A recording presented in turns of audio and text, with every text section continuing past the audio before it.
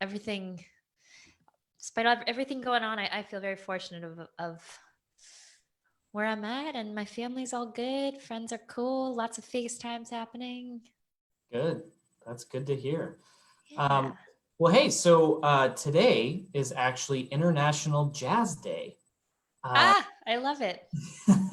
so I thought maybe we start there. Are you doing anything to celebrate? Are you planning to do anything? Yeah, this is uh you bet I am definitely celebrating International Jazz Day, because the fact that that is a day makes me very, very happy. I'll probably put on some Nat King Cole later, some maybe make my own little playlist, International Jazz Day playlist, and put that on during dinner. Nice. If you do that, make that playlist, be sure to Mm, share it. We can kind of share that with the audience. that's a good idea. I should do that.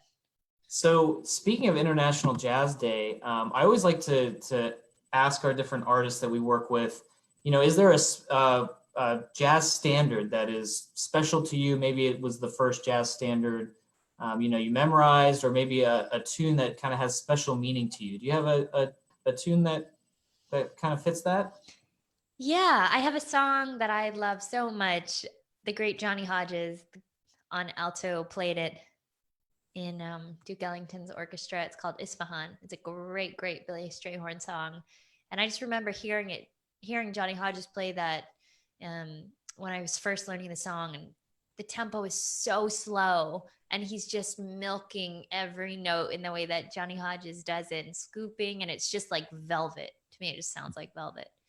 And so I remember, I think at that time I was transcribing some other Johnny Hodges work, but I fell in love with this song, Isfahan. I'll play a little bit of it. I think what I love so much about it is like, the first four notes just outline a major seven chord, but it's in the way that with the chords, everyone's got to go check it out later when you hear the full band, but it's such a beautiful, haunting melody.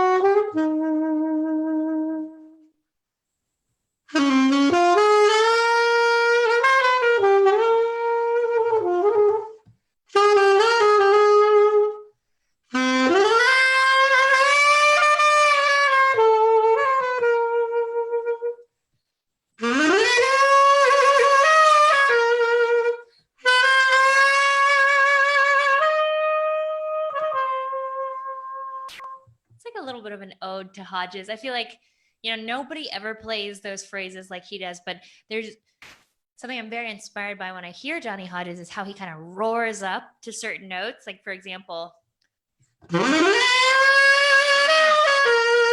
he really has that legendary vibrato. And I listened to that song Isfahan quite a bit. And I think it's a gem. It's not really known as like a jazz standard, but I think it should be. And every time somebody does know that song, if I call it a jam session, or if I'm playing a set with someone and we're playing some tunes, like, do you happen to know Isfahan? And people who do, it's like everyone's always like, yeah, that's such a great song, yeah. Awesome. Yeah, I mean, that was beautiful. And certainly Johnny Hodges, the vibrato was kind of king, right? Yeah, absolutely. You could almost tell it was him playing just in the first, couple seconds. Yeah. It's so unique. Just so, yeah. No, there's one Johnny Hodges. Awesome. Well, cool. So International Jazz Day, certainly share that playlist if you get that going. But wanted to kind of talk about some other things today. I mean, there's so much we could talk about. There's a lot changing now with how, being in quarantine, how musicians are kind of rethinking their practice routine, or rethinking, how they can reach their audience. Totally. I'm just really curious, has your practice routine changed during quarantine, or has it stayed mostly the same? Yeah, it's a great question. You know, I think I've really done the majority of like my deep practicing from years ago, and it's gotten me to a very solid foundation place, and then, you know, the ability to really improvise freely and hear what I'm whatever I'm hearing in my head, I'm able to play it on the sax. And I think that's the point that everybody that's the point where it doesn't it's not just scales, it becomes super musical and really fun. It takes quite a bit of time to get there. When I do have time to practice and actually solely focus on practicing, it's an incredibly joyful part of my day, because there's so many other things happening through the day of like meetings and emails and calls and videos and social media posts. And so It can be a practicing lot. some days becomes this tiny little thing. But, you know, everything's important to be able to keep the business running and keep, you know, do the artist thing. But Absolutely. as far as actually practicing, you know, these days I've really been enjoying making up my own melodies and kind of even just putting on the metronome and coming up with yeah, just like little snippets of melodies. There's a friend of mine who's a brilliant saxophonist, Eddie Barbash. I played side by side with him when we were we both played in the house band for the Late Show with Stephen Colbert. And Eddie's got a very specific kind of bluegrass saxophone style. And he would also sometimes bring the penny whistle and play. And it sounds so unusual to play things like, you know,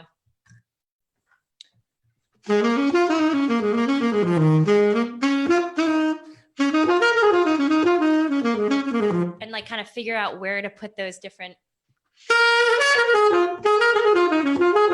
I've been having a lot of fun with trills lately. I guess that's it. Like the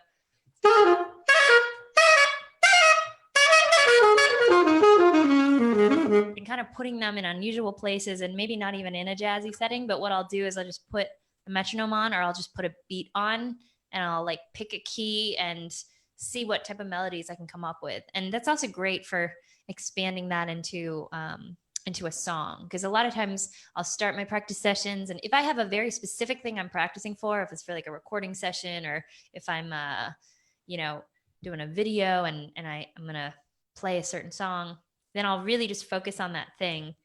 But a lot of times I use my practice session nowadays as actually like writing sessions, and then kind of use the jam time to come up with a new song. And then it's just like that's a starting point. That, Um, that's really cool.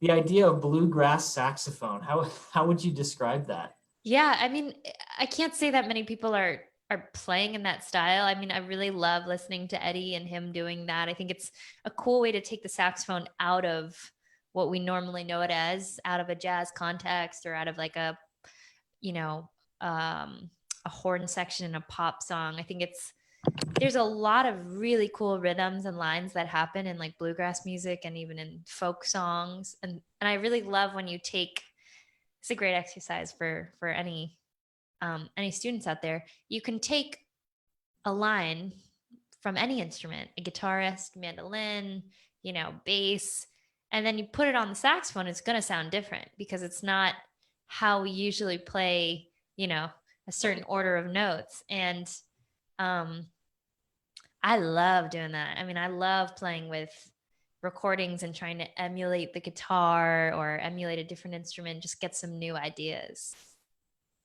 Awesome. That's fun. Yeah, I feel like sometimes you know, practicing in the kind of any environment, it's almost meditative, you know, Yeah. sometimes once you get into kind of a routine. Or, you know, I even for, you know, playing for a number of years, I'm sure you feel the same way. I mean, long tones are still kind of like the go-to, and that's kind of, you know, when I talk about meditative type you know, practice routines, it's kind of like that long tones routine kind of grounds you in your practicing, and Totally. yeah, kind of set Yeah. a foundation for the session. I was just talking about that earlier with a saxophone friend, or a friend who's a saxophonist. Otherwise, it might sound like I just talk to saxophones. Folks, just for the record, I don't usually sit and talk to saxophones, but I do. Well, some time to time, if we're having a challenging moment, I usually do talk to friends who play saxophone. But we were talking about, Started talking to saxophones, huh? yeah, Destin, I've officially lost it. If the next time you call me, if I just tell you that I was just speaking with my saxophones, um, then I know I really need to see people. Yep. But I do feel like long tones and overtones are super meditative, and I like to tell my students and I remind myself, turn off all the devices and really just focus on the act of doing that. Maybe even find, be in your comfy practice clothes and whatever you need to do to kind of set up your practice space. I like to sometimes burn some incense and actually just focus in on the act of what it feels like to play a long tone and open up your throat and feel that sound in your body and your bones. And because sometimes I think long tones can feel boring or feel like I have to do this, but if you kind of rewire your brain, you might end up looking forward to playing those long tones. Yeah, absolutely. And I think that's kind of where I eventually got to, where long tones weren't, oh, I got to do this again and again. It was more of like you said, looking forward to it and kind of just enjoying it, in the moment. Yeah, I love that. I recently was outside on the balcony playing, and the sound changes so much, and it happens to sound even more it's resonating way more because of the way that the sound's hitting all the stuff. And I just I fell in love with just doing long tones out there between the sunshine and then how the sound was bigger and really had this great reverb, and I just soaked up the sun. I was like, this is nice. I should start to do some balcony video sessions. Yeah, I'm jealous. It's been raining here today, but yeah, that sounds like so much fun. So kind of in the same vein, when we kind of talk about this quarantine time and kind of social distancing, I feel like you've done an amazing job of kind of reinventing how you're engaging with your audience. Is there maybe some pieces of advice or some things that you've found to be really successful, kind of being in this digital space and still trying to connect and perform? Yeah, that's a really great question. And I'm still figuring it out every moment of the day, as I'm noticing a lot of my artist friends are. One thing I know is that we can all use more positive vibes, more connection, more love. Um, yeah, just I like to think of myself as an artist in this pandemic, especially during this time, as an emotional pillowcase to my fans. And last week I hopped on a bunch of live streams, and just to even see people's notes of, this made my day, thank you so much, or I've been looking forward to this. I think that artists can be thinking about how they can bring value to their fans in kind of a packaged way. Let me unpack that a little bit. All artists are incredibly valuable to their fans. We bring a lot of entertainment, joy, and you just need to kind of think, as you think about your business as an artist, what are the things that my fans would like to see from me? That, is it a virtual concert? Is it a private concert? And people are still celebrating their birthdays and their weddings, and there's things going on. Maybe you can list on your website, now available to play your private event, and do a virtual private event show. You know what I mean? Because now with the technology, you could technically do 12 of those in one day because you don't have to travel. So or maybe it's maybe you want to dive into deeper content or start to do tutorials. I've also been doing a lot of teaching and really spending this time to develop some deep curriculum. And I've been doing some online workshops with a dear friend of mine and a great saxophonist, Leo P. We have a band together called our band's called Too Saxy. And we've been holding these weekly online workshops. We did saxophone techniques, improv 1, improv 2. We're going to do saxophone techniques for intermediate and advanced next. And then I'll start to do some of my own workshops as well, because I've just been noticing a lot of students are spending this time to really hit the shed and I love it. It's like positive vibes, and people are like, finally I get this time to practice and I want to dive into all this stuff. So we're just trying to keep everybody motivated and do these workshops and give them PDFs and private playlists. And last workshop we did a virtual jam session, and everyone we were like, y'all hang out at the end. Like, we just put the metronome on, and then we went and we played bass lines, and we kept kicking it up a half step, and it was great. And then we got our students sent in videos. People who were part of the workshop sent in videos of jamming along. So I think there's a lot of ways right now that artists can be figuring out, and we all really are figuring out how to, strengthen your business during the pandemic, how to make money, how to bring even more value to your fans, and how to stay connected with everybody. And I really think it's a golden opportunity actually to do it, because a lot of our fans are at home looking for entertainment, looking to be comforted, looking for something fun to do during their day. So that's been things that have been on my mind. That's really cool. So I really like that idea of the kind of interactive workshop type setting, in the digital space. And that's awesome. Leo P, another Woodwind Brasswind catalog alumni. That's so awesome that you guys have kind of teamed up. How did that collaboration start?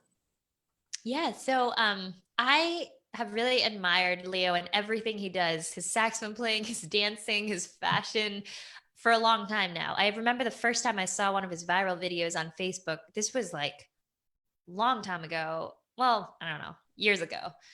I think probably you and other people know which one I'm referring to. He's like in the subway and he's like dancing. And I remember it popped up on my Facebook feed, and I actually reposted it because I was so blown away, which I don't repost many things. And I just remember thinking, how the heck is this guy dancing like that and playing these insane sounds on the sax? And this is like very unique, very, very, and they had a whole sound of their own.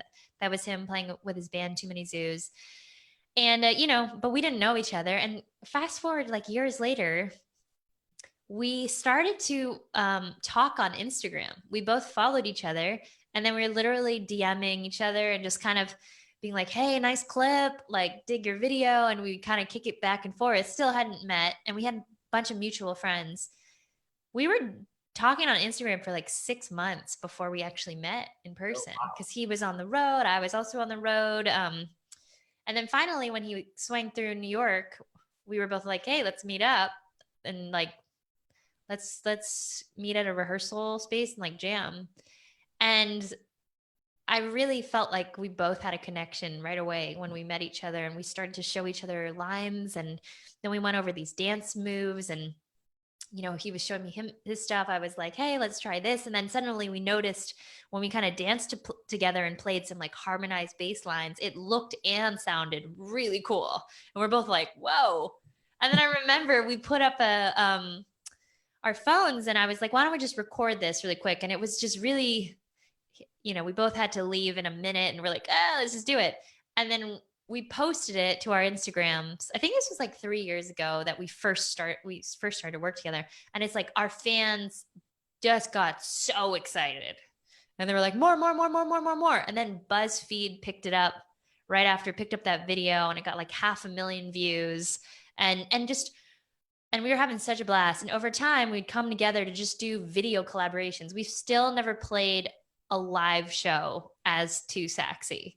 He's guested on some of my stuff. I've once sat in with Too Many Zoos, but we've never played a full show together. But I guess it just goes to show you, if you can even just put out videos and content, because that's all we've done. We have quite a catalog now, but a lot of those videos picked up steam and now have like millions of views. And now during COVID, we were like, hey, why don't we built a new Instagram channel called We Are Too Saxy. People can find us there just to put that content on and have it be like a very concentrated bit of the two of us. Yeah. And then we're like, we're kicking around some ideas of how we could feed our audience. And that's how we came up with this idea of like, let's do some workshops, let's teach. And I think it was naturally arising. A lot of people who were following us were like, could you guys do videos on how to get a good sound and how do you make those sounds and how do you improvise better? And so just by the nature of wanting to connect more with our audience, we started to figure out, let's start to teach about these very specific things and these specific things that people want to know. And it's been a great response so far. And we're stoked to have more people join us. These workshops are also so much fun. Like, I think that's the thing about the two of us. We have a very different teaching style, but I think that's great to highlight because we're also showing our students like there isn't one way to do it, but we're going to give you very specific exercises, and then you're going to figure out how that feels for you. But we keep it really fun because the two of us always laugh when we're together, and I think between the chat that's going, and then between we throw in our stories too, and we just don't want it to be dry because, we are teaching you some very specific stuff. Don't get me wrong. We're like really going through it with you because we take that very seriously of like, we want our students to get it, but we're also, the more fun that you can have when you practice and when you listen to music and when you engage with each other, I believe that makes you more motivated to want to hit the practice room, to want to jam. And if I'm just sitting here teaching you some stuff and making you read stuff, it's not nearly like if if we can teach you how to do something and then show you what in the context of how we can play it. I think that's whenever I'm watching somebody teach me and then they can show me, hey, this is where you can get to, and then I'm like, oh, I'm motivated now. Like, I understand why I want to practice that thing.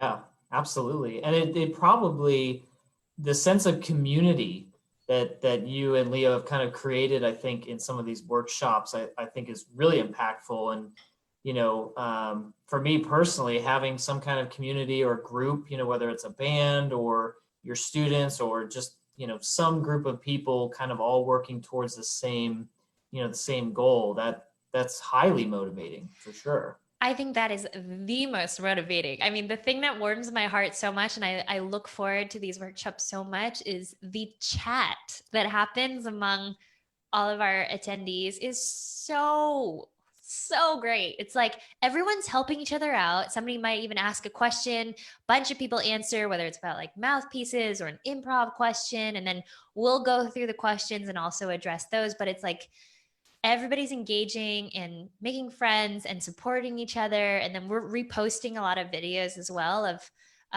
folks that'll try out these exercises, or just like, we've been doing a weekly office hours as well on our Instagram page, where we encourage everybody to send us videos like up to a minute of their performance clip. Oh, that's cool. Yeah. And then we spend 30 minutes in our office hours to watch your videos, give you our really honest feedback. And then everybody else is also weighing in a very constructive, like positive, in a positive way. And we call our, peeps Sax Gang. And they came up with that. We got a little, we also got this going on. So it's Sax Gang. And, man, it's great. We bring on, also in the workshops, we bring on attendees live on video. Oh, wow. And I love it because it just kind of really breaks up the looking at a camera to actually answering someone's question live and seeing them and, interacting and having them being able to ask their question live. So that community aspect, like you're talking about, it's so important, especially right now. It's like, I know we can all benefit from having someone to talk to and like nerd out with, and Yeah, absolutely. Yeah, well said. And so before I forget, so the office hours and the workshops, where can people find out when these are happening? Yeah, totally. We announce all of the workshops on our Instagram channel, which is at we are too saxy with a number two.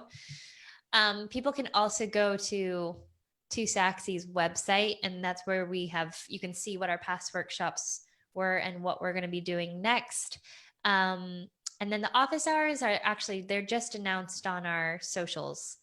We keep it pretty casual, but people, if they follow us, they'll see notice of when we're going to do that next thing. People can also sign up for our email list, which is if you go to our Instagram and click the link in bio, you can sign up right there. And yeah, it's I hope people do join us and send in some of their videos. We love seeing what everyone's up to, especially during this time, Yeah, absolutely.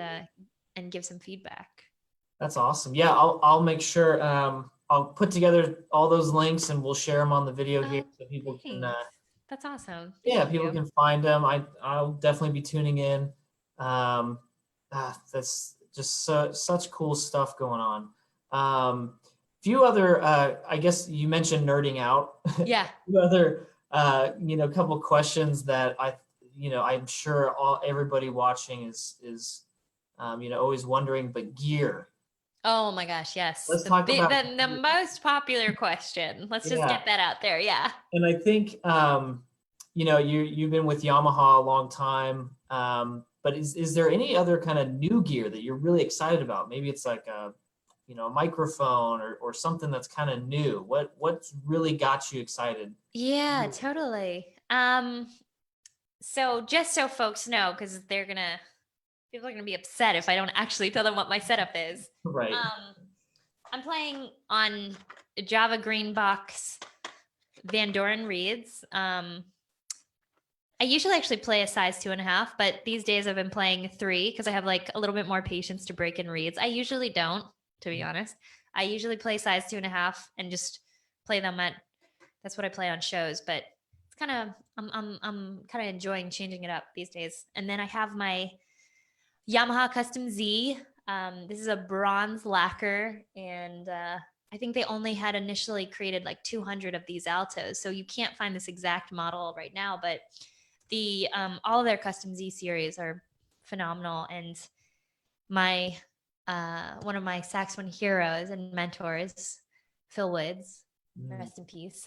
He played their Custom Z line, and he was the one who, he had said to me like, these horns are great, because I was playing my Mark 6 for years, and I do think that the consistency of these horns and how they really sing also in the altissimo and the higher end, and kind of also bite a little bit more on the high end, but I can still keep that foofy subtone quality in the low end is pretty phenomenal. Do you feel like, sorry, a quick question on the finish. Do you feel like that bronze finish, obviously it impacts the sound, but what kind of differences do you hear and kind of feel playing this, lacquer or finish versus the regular finish? Yeah, I'm definitely like a bronze lacquer baby. It's interesting. Like whenever I try out horns, and I had a lot of saxophone. I did try out a lot of different saxophones, and I wouldn't switch to a horn unless I'm really sold on it, which is why it was hard for me to leave my Selmer Mark 6, because I just love that sound and that axe so much. And so this was the first horn that really blew me away after trying a bunch. I tried them, kind of, I mean, not blindfolded, because I did see them, but it was very apparent to me that the bronze one had the darkness that I was looking for, and the other Custom Z's played well. And if you were looking for a very specific sound, which in this case was a bit brighter, then that would be a good fit. But I was just so taken with this one, and I'm glad that I was still able to get my hands on this bronze one. It might have been one of the few that they still had. I'm just attracted to more of a darker, rounder sound, and on my soprano sax is also a bronze lacquer. So that's obviously, like, I think the biggest thing about gear is you need to match what you're hearing in your head to what you're actually playing. If you don't have a vision of what you want to sound like, and you don't, then it's going to be a lot harder to settle on gear, because you're going to kind of go, if you just go by what someone else is saying, it doesn't mean it's going to work for you. And the most important thing is that you have this idea, and then you can find something that really fits what you're hearing in your head. And then at that point, you can kind of stop the search, because we've all been there when we have 700 mouthpieces out. And at that point, you're just like so frustrated. He's like, I don't know. I'm going crazy. I don't know the difference, Yeah, So, absolutely. yeah. Kind of like paralysis, by having too many choices. Oh my gosh. It's just, I'm not good with that. I'm really not. Like, give me 3 things that I can try, and then I can really spend my time with each one, and also know my baseline of like, what do I sound like on my typical mouthpiece, and then let me like slowly go through all of them. But if you put 700, even if you put 10 mouthpieces in front of me, I'm just like, I can't remember or like really know what's changing, especially if there's a few that feel good. And I think sometimes people get very obsessed with gear, and like, gear is fun, but you got to have your baseline of what you sound like and feel good, and then upgrade. But you'll be able to know that this is the thing, this is the new mouthpiece for you, because you know your own sound and what you're looking for. Yeah, absolutely. It's almost like a kind of like a journey, I think. Trying to get that sound that you have in your head, or the tone that you're striving for, trying to get that out into the real world. It's kind of a journey. Oh my gosh, yeah, that's resonating with me so much, because the idea of your sound will continue to change. It's not like you find the mouthpiece and you're set for life. If you are interested in continuing to shape your sound, and you're chasing that next, maybe you hear something, you love how someone else sounds, and then it's going to shape your ideas in your head. And even for me, I'm now these days been experimenting with just going up to a reed that's slightly harder. That changes the sound, and it kind of makes, even with the same equipment, even that small change will turn things around. And I feel like something in my head's even shifting with sound. So now I'm going to slowly kind of experiment with different things. Right. So I guess I don't know if you had mentioned yet what mouthpiece you play on, but we probably Yes. cover that. Yes, let me finish that. Or else I'm gonna have comments for days saying you didn't finish. Okay, so this is the Van Doren A8 S Plus mouthpiece. I loved it when Van Doren came out with their S Plus line, which was more of a recent thing, because they had small and then medium chambers for a while, but this is kind of like right in the middle, which works for me. I have the MO ligature, and yeah, and then the Java green box reeds. This one is a size 3. And that's what I'm rocking. And it's been good. It's been really like, I've gone through a lot of different ligatures. Personally love this MO one just because it's easy to shift around. So I've tried some ligatures in the past that felt good, but every time I had to move it, it was just like, are you kidding me? Let me change 10 screws right now. Oh no, I dropped a screw. It just, but this one's like, you got one screw, it's vibrating well, it sounds good. I'm kind of a mixture of practicality meets, always sounding good, but there's some things that I can't deal with 10 different screws. So Absolutely. Well, yeah, certainly, for any of our viewers, if you have any other questions, feel free to leave them in the comments below for Grace. Grace, thank you so much. I want to be, respectful of your time. This has been an amazing conversation. I really appreciate your time and willingness. Is there anything else, that might be happening in your world, performance-wise? Any new live streams that might be coming up that we can help promote? Yeah, absolutely. I am hopping into a bunch of live streams even this week. People can find out about that on my socials, also my website, gracekellymusic.com.